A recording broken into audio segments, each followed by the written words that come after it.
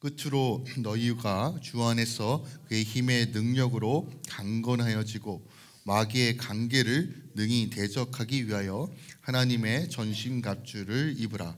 우리의 씨름은 혈과 육을 상대하는 것이 아니요 통치자들과 권세들과 이 어둠의 세상 주관자들과 하늘에 있는 악의 영들을 상대함이라.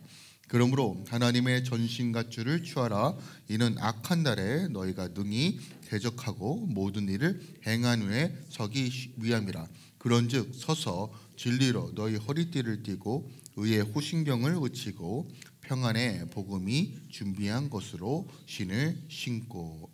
아멘. 하나님의 말씀입니다. 혹시 여러분 그 주적이라는 단어를 혹시 들어본 적 있어요? 주된 적이라는 의미를 가지고 있는데 아마 캐나다에 사시면 이 얘기를 참 듣기 어렵고, 물론 이제 한국에 살아도 이제 이 얘기가 좀 점점 사용하지 않는 단어가 되었는데, 주적이라는 건 우리가 누구와 지금 전쟁 중에 있는가, 누구와 싸우고 있는가, 나의 적은 누군가를 설정하는 것이 이제 주적이라는 단어를 사용합니다.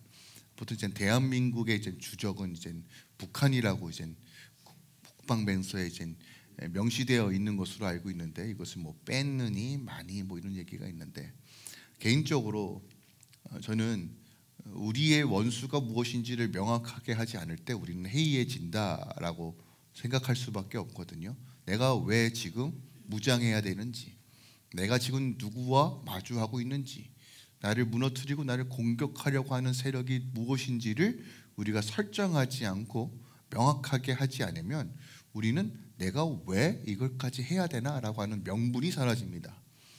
성경은 너무 명확하게 분명하게 이야기하는 것은 우리의 주적이 마귀다라고 이야기합니다. 그러니까 이런 거예요. 내가 적이라고 생각하지 않아도 걔네들은 우리를 적이라고 여겨서 공격하는데 우리가 무시한다고 무시할 수 있는 대상도 아니라는 것이에요. 그러니까 우리가 깨어서 지금 나를 어그러뜨리고 망가뜨리려고 하는 이 대상에 대해서 명확하게 알고, 또한 그들이 사용하는 무기가 무엇인지를 알고, 또한 그들이 그렇게 공격하는 목적이 무엇인지를 명확하게 알아라. 근데 아는 것에서 멈추는 것이 아니라 그 공격에서, 그 전쟁 한복판에서 우리가 어떻게 설 것인지를 명확하게 알고 훈련하라. 그것이 오늘 에베소서 6장에서 말하고 있는 하나님의 전신갑주를 취하라는 것이에요. 물론 우리가 모든 일이 다 마귀 탓이야 라고 이야기하는 것도 문제가 있지만, 모든 것이 내 죄 때문이야 라고 말하는 것도 문제가 있지만, 그러면 마귀 때문에 오는 공격은 뭐야, 내 죄 때문에 오는 공격은 뭐야 라고 분별하는 것도 쉽지 않은 성도들도 있지만, 주님은요 아주 명쾌하게 마귀의 공격이든 죄로 일어났던 문제든 핵심은 하나님의 전신갑주다라고 얘기하고 있어요. 물론 우리가 더 깊이 하나님과 교제 가운데 있으면 이게 지금 내 죄 때문에 일어나는 일이구나, 아니면 이제 사단 마귀가 역사하는구나 라고 하니 어느 정도 이제 분별력이 생깁니다. 근데 물론 이제 저는 이제 등급을 나누는 걸 별로 좋아하진 않지만, 그래도 아직 어떤 영적인 훈련이 조금은 필요하신 분들은 이게 잘 구별이 안 돼요.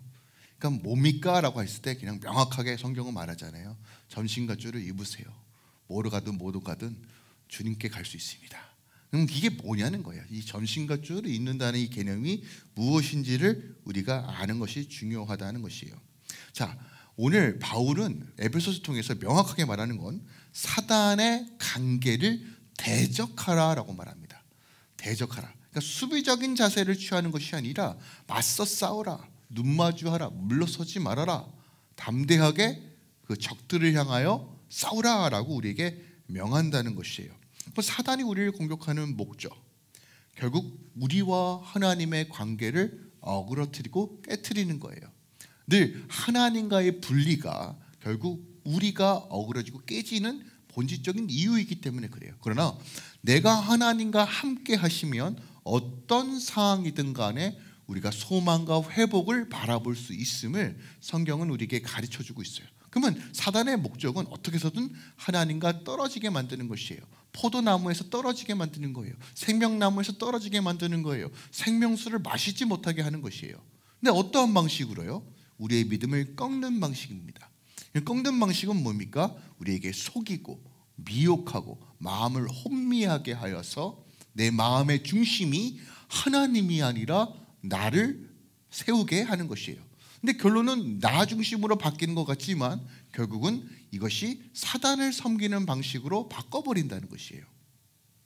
그러므로 보이는 것과 들리는 것을 통해서 우리의 귀와 마음과 생각을 주관하고 미혹하고 어그러뜨려서 하나님을 보지 못하고 하나님과 관계 맺지 못하게 하는 이 방식에 대해서 우리가 분별할 줄 알아야 하는 것이에요. 그래서 우리가 보지 말아야 될 것을 안 보고 하지 말아야 될 것을 하지 않고 우리의 삶과 행동을 통해서 어떻게 우리가 주의 그리스도인으로서 거룩함으로 나아갈 것인가, 이 씨름이 바로 전신갑주 안에 다 담겨져 있다는 것이에요. 진리를 붙지 않는 삶, 비본질적인 것을 덜어내는 삶, 우리 이거 다 알고 있습니다. 근데 문제는 이게 잘 되지 않아요. 그래서 전신갑주는 우리에게 명령과 동시에 우리 안에 훈련 매뉴얼이라는 것이에요. 훈련 매뉴얼이라는 것이에요. 기억하십시오. 사단 관계는 언제든지 우리를 핍박하고 조롱하는 것을 넘어서 하나님과의 분리를 위해 수단과 방법을 가리지 않는다고요. 때로는 고난과 핍박과 어려움 가운데 어떻게 보면 살 소망이 없을 정도로 우리 안에 압박을 주기도 하고 때로는 굉장히 달콤한 방식으로도 우리를 미혹한다는 것이에요. 그렇다면 우리가 어떻게 이것을 무장할 것인가, 이 공격에서 어떻게 우리가 싸울 것인가, 바로 그 해답이 이 전신갑주라는 이미지 안에 지금 우리에게 다 말하고 있어요.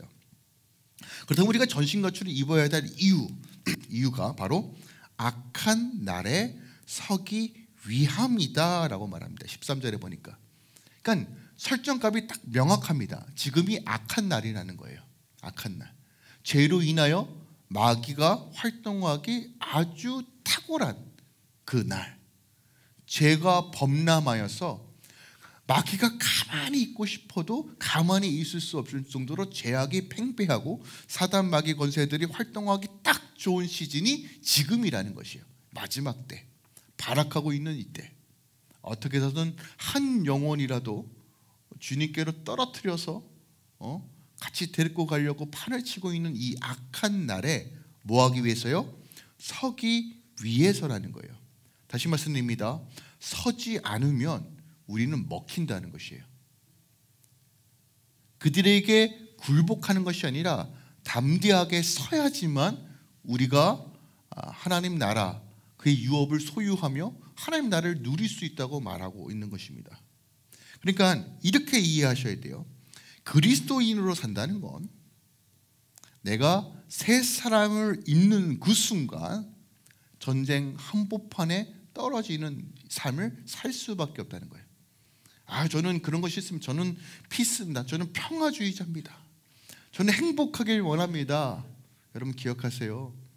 행복은요 쟁취하는 겁니다. 저절로 오는 것이 아니에요. 우리가 참 많이 착각해요. 뭐냐면 좋은 말과 설득과 대화를 통해서 평화를 이룰 수 있다고 말해요. 아니요. 정확하게 힘의 논리입니다. 힘의 논리예요. 물론 우리가 말하는 이 힘의 논리에는 많은 부분들이 연약하고 부족한 부분들이 있죠. 하지만 이 영적인 세계에서는요, 기억하세요. 힘의 논리로 쟁취하는 겁니다. 하나님의 주권과 다스림으로 평화를 쟁취하는 거예요. 여러분 전쟁을 해야지만 전리품이 있는 겁니다. 기억하세요. 땅은 차지하라고 있는 거예요. 그냥 줍니까? 아니요. 전쟁해야 주는 거예요. 그게 모든 구약의 모티브입니다. 그렇다고 우리가 목사님 저는 비리비리해요. 안 돼요. 기도도 못해요. 그런 개념이 아니라는 것이에요. 전신갑주는 그런 개념이 아닙니다.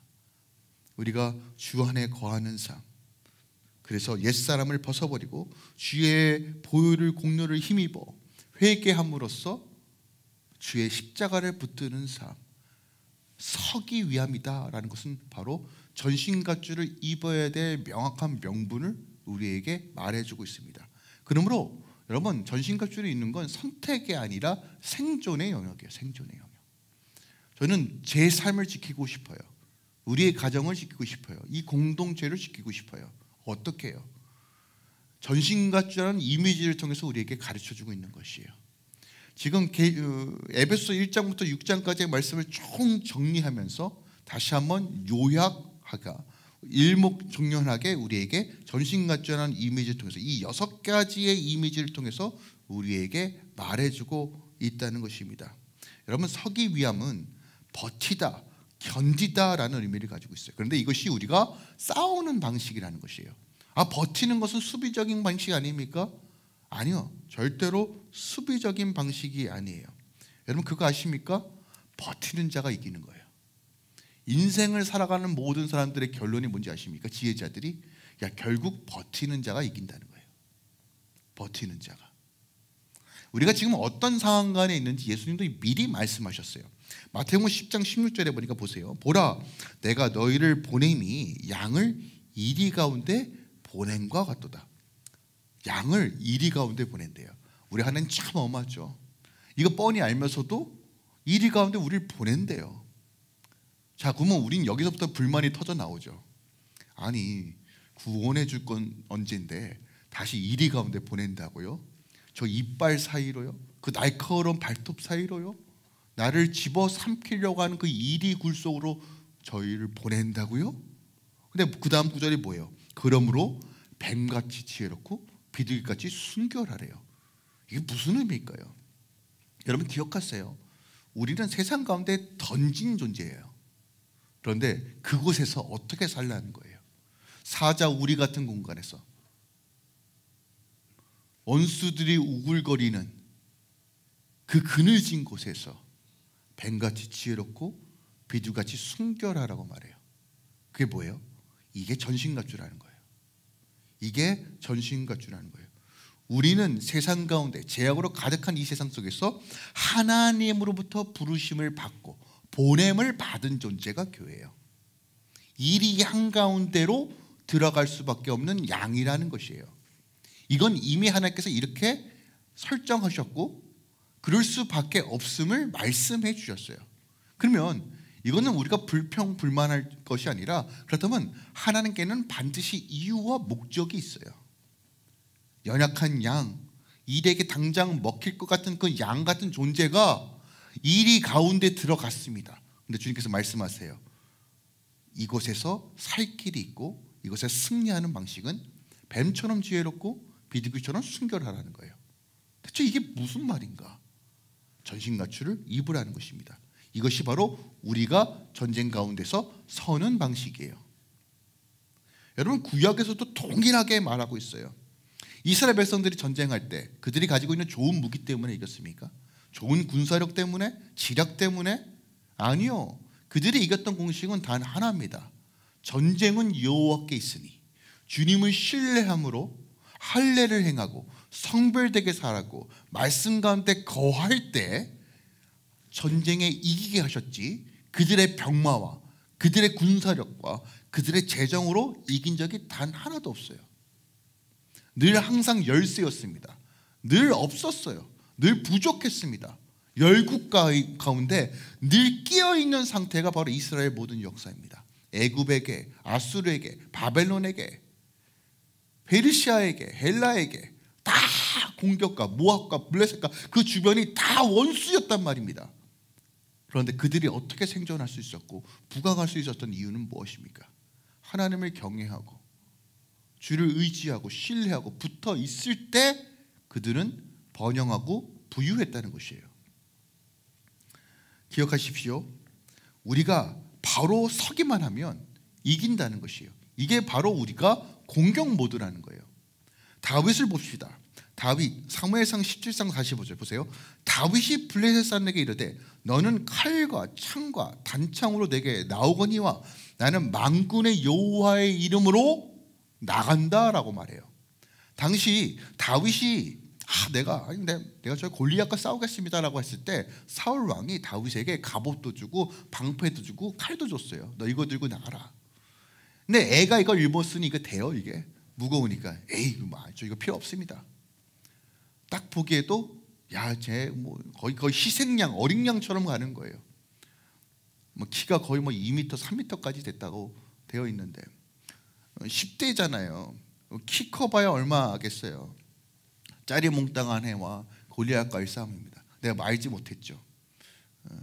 그가 다윗이 어떠한 삶을 살았는지, 곰과 사자와 원수 가운데서 양을 어떻게 지켰는지, 하나님이 함께 하셨을 때 어떤 일이 벌어지는지 다윗은 다 경험합니다. 그러니 지금 눈앞에 있는 골리앗은 아무것도 아닌 거예요. 만군의 여호와의 이름으로 나아갑니다. 승리하죠. 이것이 바로 그리스도인들이 이 영적 전쟁하는 방식이라는 거예요. 여러분 기억하세요. 우리의 원수의 대상은 사람이 아닙니다. 혈과 육에 대한 것이 아니에요. 그 배후에 역사하는 주적이 있음을 기억하시기 바랍니다. 그 악한 것들에 대하여 우리가 명확하게 준비되어 있지 않으면 여러분 우리의 혼과 영과 육이 다 무너지는 것이에요. 여러분 영을 지켜야 돼요. 생명을 지켜야 됩니다. 근원을 지켜야 되는 거예요. 그게 바로 오늘 전신갑주를 입고 악한 달에 서야 한다라고 말합니다. 저는 이런 표현이 좋아요. 강한 자가 살아남는 것이 아니라 살아남은 자가 강한 거예요. 우리 다 알고 있는 거잖아요. 정말 버티면 된다라고 하네요. 언제까지입니까? 언제까지입니까? 네, 버티는 자가 이긴다는 거. 이건 세상 사람들 다 아는 겁니다. 문제는 언제까지라는 이 단어가 들어가서 늘 우리가 중간에 포기하는 경우가 너무 많아요. 네, 여러분 기억하세요. 주님께 붙들리면 이기는 겁니다. 주 안에 있을 때만이 승리하는 거예요. 그러므로 전신갑주는 결국 육에 대한 것이 아니라 영적인 것입니다. 영적인 것이에요. 세상 사람들이 보기에는 이 영적인 것이 굉장히 추상적으로 보일 수 있어요. 무슨 영이 있어? 에이, 이거 다 사람의 마음이 악한 거지. 성경은 아주 명확하게 말해요. 그걸 이용하는 악한 세력이 있다. 거기부터 제압해야 된다. 거기로부터 우리는 막아야 된다. 돌파해야 된다. 고린도후서 10장 3절 이하입니다. 보세요. 우리가 육신으로 행하나. 자, 우리가 육신의 몸을 가지고 있어요. 우리의 모든 삶은 이제 육신의 행함을 통해서 나타나죠. 그러나 육신에 따라 싸우지 아니하노니. 그러니까 우리가 이 세상을 대하는 방식은 육의 방식이 아니라는 거예요. 사람들은 다 그렇다고 말하는 그 방식이 아니라는 것이에요. 그래서 우리의 싸우는 무기는 육신에 속한 것이 아니요 오직 어떤 견고한 진도 무너뜨리는 하나님의 능력이라 해요. 자, 우리가 육신으로 행합니다. 손으로 봉사하고 일도 하고 다 해요. 그런데 이걸 통해서 육신의 것이 나가는 것이 아니라 뭐가 나가야 돼요? 하나님의 능력이 나가야 된다는 거예요. 어떻게 해요? 뭐 에너지 이렇게 막 장풍에도 써야 됩니까? 그거 아니잖아요. 어떤 방식으로요? 하나님의 능력이 활성화되는 방식이 뭐예요? 그럼 뭐예요? 모든 인원을 무너뜨리며 내가 알고 있는 지식이 무너져야 돼요. 내가 알고 있는 상식이 무너져야 돼요. 육의 생각과 개념들이 무너져야 돼요. 이념과 이데올리가 무너져야 돼요. 그리고 하나님을 아는 것을 대적하여 높아진 것이 다 무너지고 모든 생각을 뭐예요? 그리스도께 사로잡혀 복종시킬 때 하나님의 능력이 나가요. 그러니까 하나님의 전신갑주를 입으라는 것은 이런 개념으로서 우리가 이해해야 되는 거예요. 어떤 것에 대한 뭐 무장 막 쥐야 블라블라 이런 것도 다 물론 연관성이 없다는 건 아니지만 본질이 무엇일까? 내가 이 악한 세력에 대해서 어떻게 싸워야 하는가? 이 영적인 것 이걸 어떻게 우리가 준비해야 될 것인가에 대한 개념들을 다시 한번 정립하고 세우라는 것이에요. 이런 연장선에서 바울은 에베소 5장 20절에 마귀에게 틈을 주지 말라고 해요. 그리고 온전히 서라는 말을 계속적으로 반복하며 얘기합니다. 저는 신앙생활이 무엇일까에 대한 고민을 참 많이 합니다. 저는 늘 말씀드리지만 신앙은 수비적으로 하는 게 아닙니다. 우리는 공격자여야 합니다. 교회의 위치가 사단의 권세의 문 앞에 놓여서 이 권세를 틀어막고 하나님의 생명을 흘려보내야 됩니다. 그런데 어떻게 공격할 것인가? 근데 공격을요 마치 세상처럼 하려고 해요. 일단 때려잡자. 일단 때려잡자. 사람을 못 때려잡으니까 이 원수마귀로 때려잡자. 물론 저도 기도하면서 미사일도 쏩니다.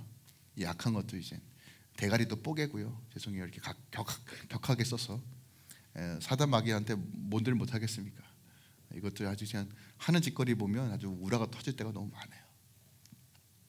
피가 막 끓어오를 때도 거룩한 분노가 올라오기도 하는데, 근데 어떤 방식이냐는 거예요. 왜요? 우리는 육신으로 행해야 될 육의 몸을 가지고 있으니까요. 그러니까 이게 지혜입니다.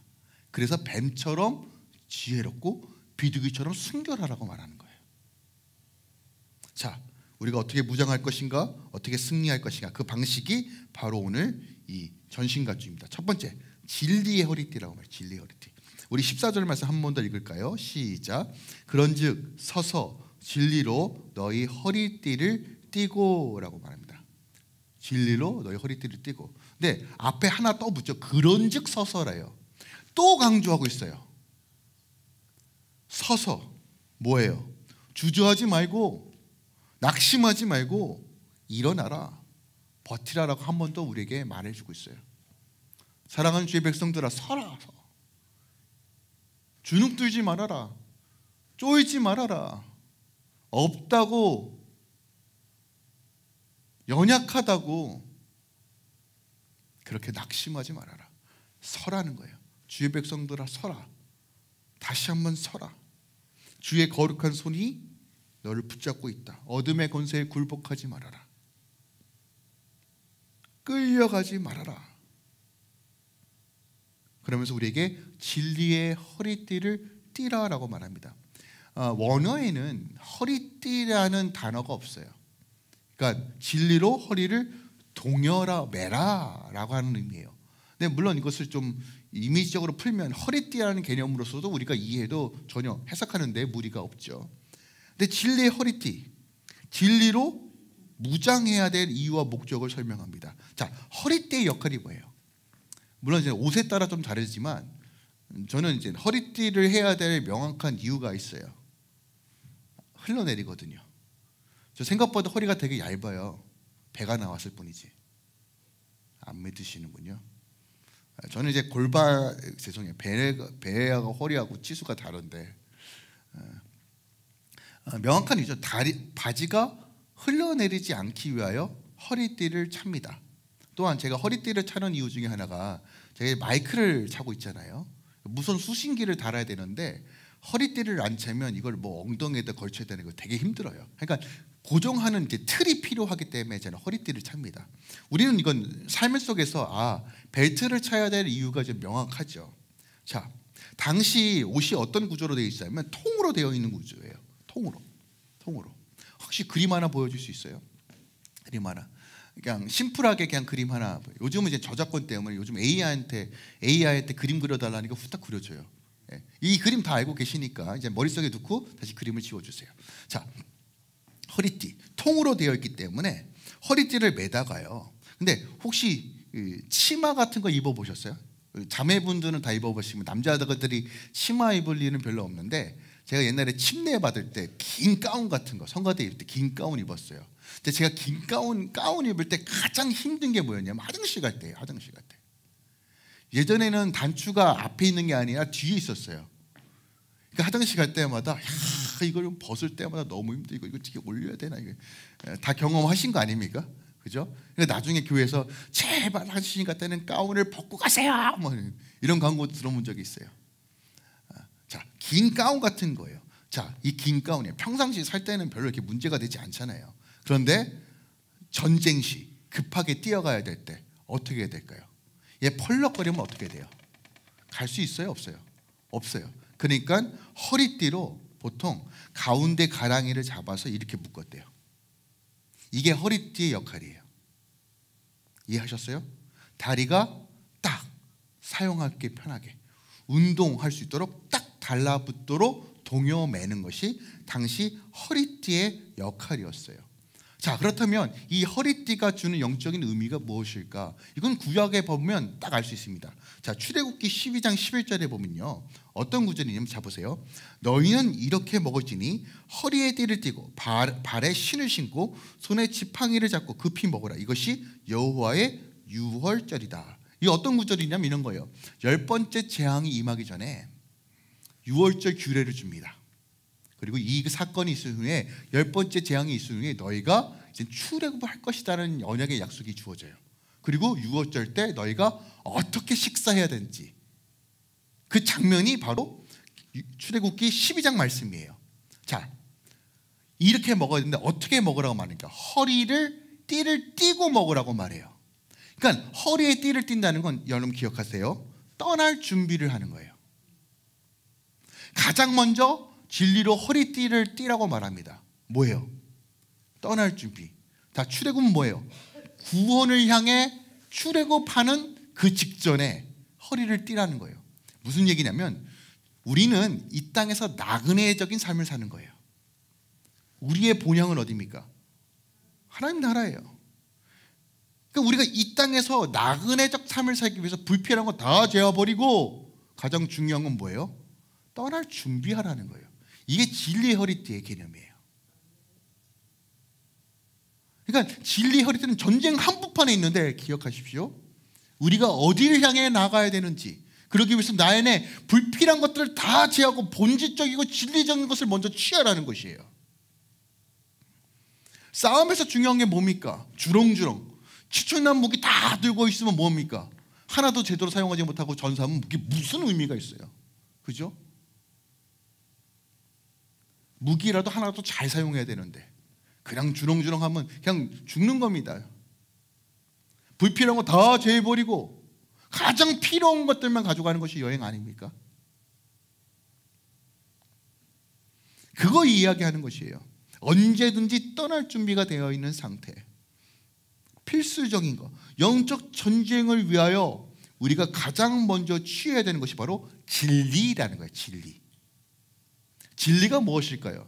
그러니까 두 가지 개념으로 이해할 수 있어요. 진리라는 이 단어, 에네테이아라는 이 단어는 진리, 참됨, 사실, 물론 기본적으로 하나님의 말씀이라고 이해할 수 있겠죠. 하지만 하나 더 이해하셔야 돼요. 뭐냐면 단순하게 하나님의 말씀만 의미하는 것이 아니라 이 진리는 그 하나님, 그 진리를 향한 진실함과 충성됨을 표현하고 있어요.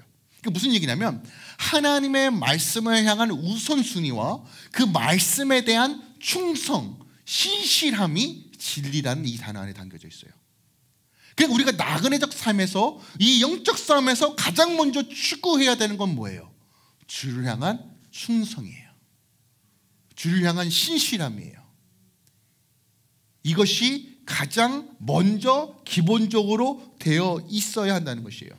이 땅에 매여서 이 땅의 소망, 이 땅에 어떻게든 잘 먹고 잘 살기 위하여 혈혈이 되어 있는 인생이 아니라 언제든지 떠날 준비가 되어 있는, 그러기 위해서는 무엇이 필요합니까? 주를 향한 충성, 진리를 붙잡고 말씀 가운데 거하는 삶이 가장 중요하다는 것이에요. 파자마처럼 되어 있는 옷이지만 허리띠를 풀어 단디하게 묶어 언제든지 나아갈 삶. 뭐 이런 얘기하니까 아우 목사님 또 다 선교사 되라고 하시는구나. 제가 늘 말씀드리잖아요.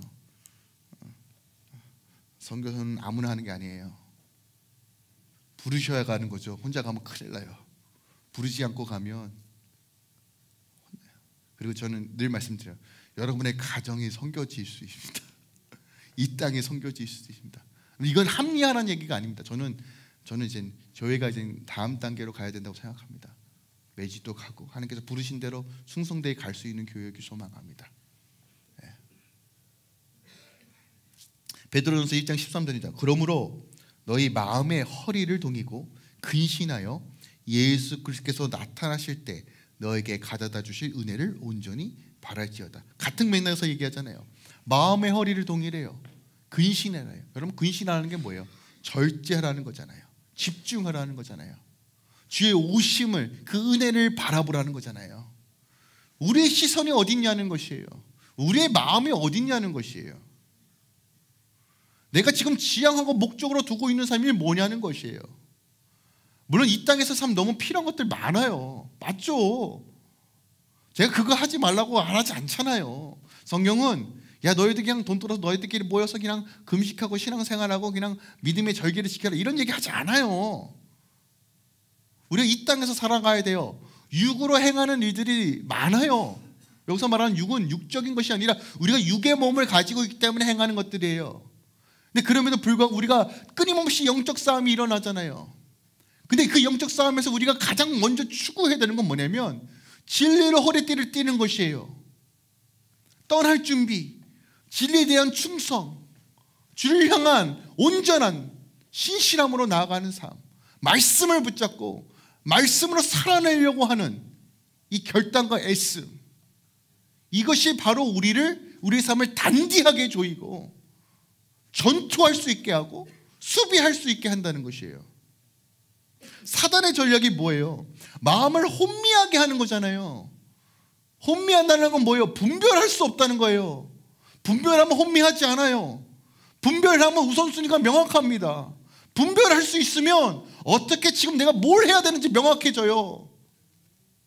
그런데 진리를 따르지 않으니까, 진리가 내 삶의 최소 우선이가 되지 않으니까 마음이 단대해지지 않는 거예요. 해이해지는 거예요. 그냥 이건 우리가 다 살아보면 알잖아요. 신앙생활하면 다 마주하는 것들이잖아요. 진리로 허리를 동이는 거. 그러므로 저는 이제 모든 영적 전쟁의 시장은 내가 지금 어디를 바라보고 있느냐예요. 시선의 문제, 시선에. 내가 본향 하나님의 나라를 바라보며. 그래서 우리는 늘 종말론적 삶을 살아야 돼요. 주님의 오심을 준비하는 자가 돼야 돼요. 어떤 방식으로요? 진리로 허리띠를 띠고, 그래도 말씀을 붙잡고 말씀과 씨름하며 말씀 가운데 충성되게 살아가는 삶, 이것이 바로 우리가 이 영적 전쟁에서 서기 위함이다라고 말해요. 두 번째로 진리의 호신경이에요. 자, 14절에 의에 호신경을 붙이고, 호신경이라는 이 말 옛날에는 흉배라는 단어로 번역했어요. 그냥 가슴팍에 붙이는 어떤 장비입니다. 그냥 가슴팍에 어떤 장비를 취한다는 건 어떤 의미예요? 이 내장, 소장, 대장, 심장 뭐 여러 가지 여기를 보호하겠다는 거잖아요. 그죠? 여기는 이제 생명과 연결되어 있는 부분입니다. 당시 그 호신경, 흉배는요, 가죽과 가죽 위에 어떤 쇠붙이 같은 것들, 뭐 사슬들을 연결해 붙였다고 해요. 그런데 전쟁이 나가기 전에 이 호신경을, 흉갑을 물에 담갔다고 합니다. 푹 담가요. 왜 담갔을까요? 물에 담그면 무거워져요, 안 무거워져요? 엄청 무거워져요. 그럼에도 불구하고 물에 왜 담갔을까요? 당시 화전이 많았어요. 불화살이 많았습니다. 그러니까 불화살이 스치게만 해도 화상을 입잖아요. 근데 물에 푹 담겨져 있는 흉갑은요, 그걸 막을 수 있어요. 여러분, 불화살이 의미하는 게 뭔지 아십니까? 적들의 공격이에요. 이간질, 속임수, 거짓말, 미혹된 것이에요. 그러면 중요한 것은 뭐냐면 이 의가 주는 의미라는 거, 의미. 당시 고대인들, 특히 헬라인들은요, 마음이 어디에 있어? 라고 얘기할 때 가슴에 있어 라고 얘기했어요. 가슴. 여러분, 마음이 어디에 영역에 있는지 아시죠? 우리의 몸은 육과 혼과 영이라는 구분으로 이해할 때 마음은 혼의 정가운데 있다라고 제가 늘 말씀드렸어요. 그래서 마음을 지키는 것이 생명을 지키는 거라고 말씀드렸어요. 그래서 영의 공급, 주님의 그 생명수로 채워져서 혼과 육으로 흘려보낼 때 우리의 마음은 경건해지는 거예요. 건강해지는 거예요. 그런데 육적인 것들을 추구하다 보면 육으로 들어오는 어둠의 권세와 영향력이 내 마음을 덮어버리는 거예요. 혼을 지나서 내 영을 병들게 하는 거예요. 여러분, 이 원리를 꼭 기억하시라고 말씀드렸어요. 그러면 가슴팍에 흉갑은 결국 뭘 얘기하는 거예요? 마음을 지키는 거예요. 이해가십니까? 그럼 마음을 지키기 위해서 뭘 하라는 거예요? 의로 채우라는 거예요. 어떤 의로요? 내 스스로 의로워지는 그 의로 채우라는 거예요? 아니에요. 그 얘기가 아닙니다. 내 마음, 내 감정, 내 욕망, 내 바램, 이거 어떻게 컨트롤하고 다스리냐는 거예요. 뭐로요? 열심히 헌신하고 열심히 봉사하면요? 어려운 사람 많이 도와주면요? 난 착한 사람이니까. 그게 얼마나 갈 수 있어요? 내 의로움으로 여러분 얼마나 당당하게 사단에게 야, 나 의롭다라고 말할 수 있어요. 사단은 기가 막히게 알아요. 우리 약점들, 우리 연약함들, 우리 과거들, 우리 죄성들, 우리가 뭐에 넘어지는지, 우리가 얼마나 음란한지, 우리가 얼마나 우상을 좋아하는지 걔네들이 더 잘 알아요. 네가 의롭다고? 야, 너 하는 꼴을 봐라. 정죄하고 비난하는데 우리는 할 말이 없어요. 팩트니까요. 거짓말도 잘하는데 팩트도 어마하게 잘 때려요. 그럼 우리는 또 주눅 들죠. 그래, 네 말이 맞네. 대체 우리가 무슨 근거로 의의 흉갑을 입냐는 거예요. 마태복음 5장 20절이에요. 보세요. 내가 너희에게 이르노니 너희 의가, 보세요, 서기관과 바리새인보다 더 낫지 않으면 결코 천국에 들어가지 못한대요. 아니, 기준을 주셨어요. 서기관과 바리새인보다 더 의롭지 못하면 천국 못 간대요. 서기관과 바리새인들은 어떻게 신앙생활했는지 여러분 아십니까? 바리새인들은요, 로마가, 디도 장군이 예루살렘 성 쳐들어올 때 서로 팔을 잡고 성전 들어갈 수 없다. 내 목을 따라. 어디 너희 더러운 이방인 것들아 성전에 들어오냐. 교회 장로님들 그렇잖아요. 내가 교회를 지키겠다. 그렇죠? 안 그런가요? 여러분 얼마나 이런 행동들 많아요. 어디 강대상에 신발을 신고 올라가는, 신발 신고 올라가는, 어디는 성가대 가운 갖고 어떻게 화장실을 가 막, 그죠? 참 비본질적인 걸로 목숨 거는 사람 많아요. 어디 새벽 기도를 안 나와, 어디 11조를 안 해, 어디 주일성수에 어디 골프 치러 가, 이 약한 것들 하면 진짜 대놓고 그래요. 그러면 어디 무서워서 신앙생활 하겠습니까? 그들도 그렇게 했어요. 종교심 어마어마했어요. 근데 그 의보다 낫지 않으면 천국 못 간대요. 무슨 말입니까? 믿음 못 지킨다는 거예요. 그럼 대체 뭐 하라는 거예요? 뭐 하는 거예요? 보세요. 로마서 3장 21절. 이제는 율법 외에 하나님의 한 의가 나타났으니 율법과 선지자들에게 증거를 받은 것이라.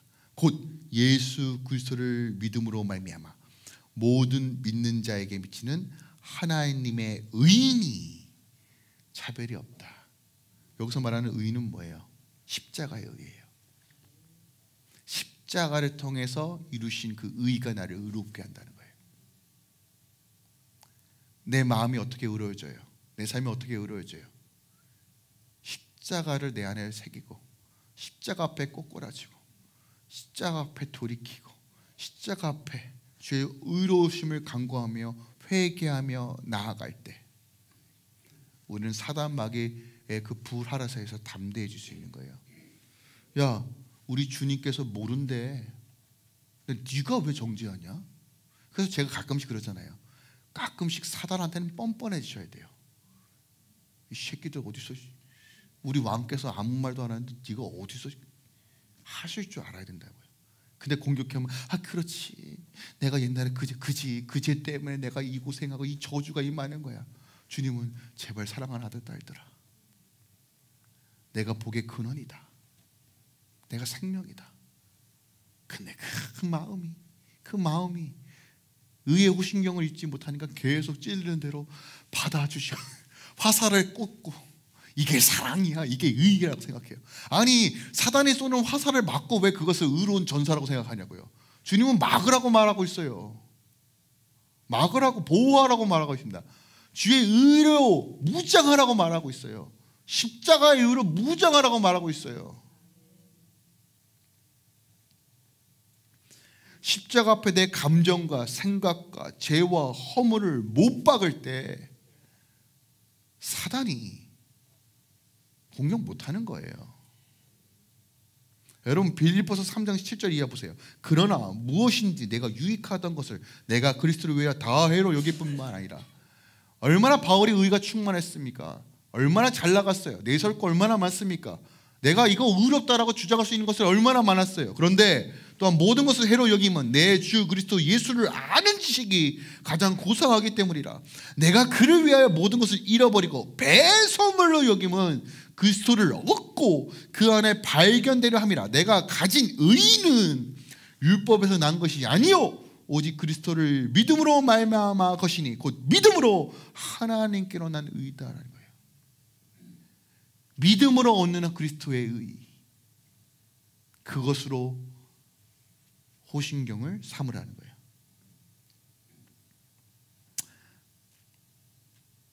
그 십자가로, 그 보혈로 내 마음을 지킬 때, 주의 의로 내 감정을 다스릴 때 전쟁에서, 영적 전쟁에서 이긴다는 것이에요.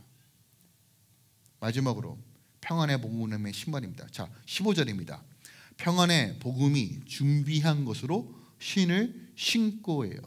자, 전쟁에서 신발은 매우 중요합니다. 신발 되게 중요해요. 왜 중요할까요? 신발은 기동력과 연결되기 때문에 그래요. 신발이 잘못되어 있으면 군대가 움직이지 못해요. 여러분 그거 아십니까? 군대는 혼자가 군대가 아니라요, 무리가 군대예요. 근데 그 중에 하나가 어떤 문제가 생긴 병사가 하나 생깁니다. 그러면 뭐예요? 두세 사람이 붙어서 그를 부축하고 가죠. 그럼 자연스럽게 기동력이 떨어집니다. 그래서 그 몸이 나는 거예요, 여러분들. 우리가 다 누구는 신발 신고 누구는 신발 신지 않고, 아우 저분은 특공대 중보기도자들이니까 저 신발을 팍팍 신어라, 좋은 거 신어라, 나는 이제는 헌지작 신겠다, 이게 아니에요. 우리가 다 신어야 되는 거예요. 그래야지만 기동력은 뭐예요? 주님이 가라고 하시면 갈 수 있잖아요. 멈추라면 멈춰야 되잖아요. 이게 안 되니까 문제가 있는 거죠. 그러니까 주님께서 저기에 가서 원수를 틀어막으라 라고 해서 명령하셨는데 신발이 다 해해지고 다 군화가 아닙니다. 그럼 어떻게 돼요? 가다가 뺏기는 거예요. 그런 경우가 너무 많아요, 교회가 지금. 기동력이 발휘해야 되는데 그냥 앞에 있는 못 하나 때문에 어머 후시지 말라야 돼 이러고 있어요.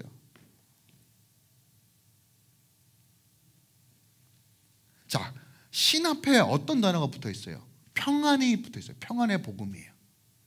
그러니까 우리의 기동력의 원동이 뭐예요? 평안의 복음이라는 거예요. 자, 요한복음 14장 27절에 주님께서 두 가지의 평안을 얘기하십니다. 보세요. 평안을 너에게 끼치노니 곧 나의 평안을 너에게 주노라. 내가 너에게 주는 것은 세상이 주는 것과 같지 아니하나니 너희는 마음에 근심하지 말고 두려워하지 말라예요. 자, 세상에 주는 평안과 주님께서 주시는 평안이 있다고 말해요. 세상에 주는 평안은 박스예요.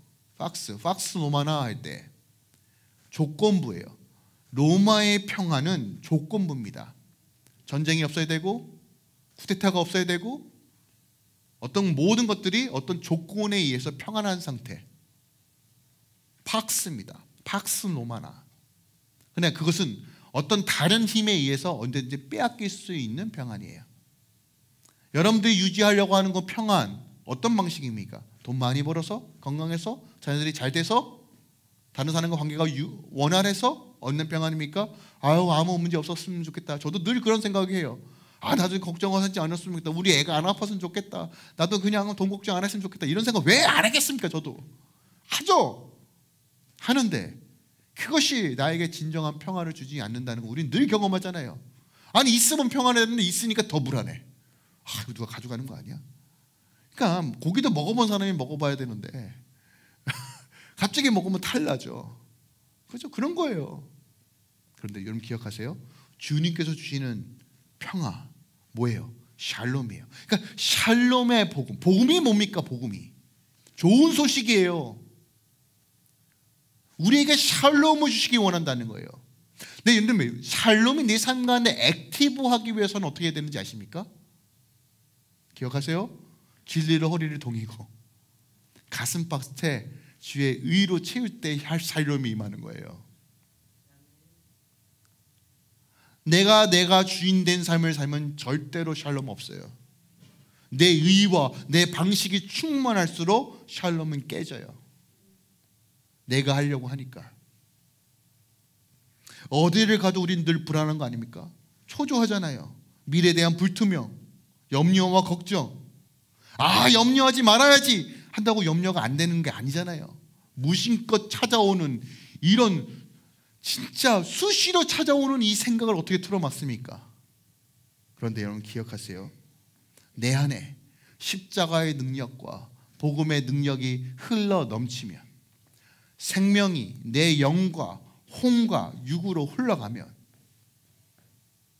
샬롬의 역사가 일어나는 거예요. 그러니까 뭘 해도 기쁜 거예요. 남들은 아유 힘들어요, 이거 매 준비해, 교회 봉사 왜 합니까? 살고 먹고 사는 것도 바빠 죽겠는데 무슨 기도입니까? 근데 여러분 샬롬이 임하면 어떤 일이 벌어져요? 충만하니까 더 하는 거예요. 근데 지치지 않아요.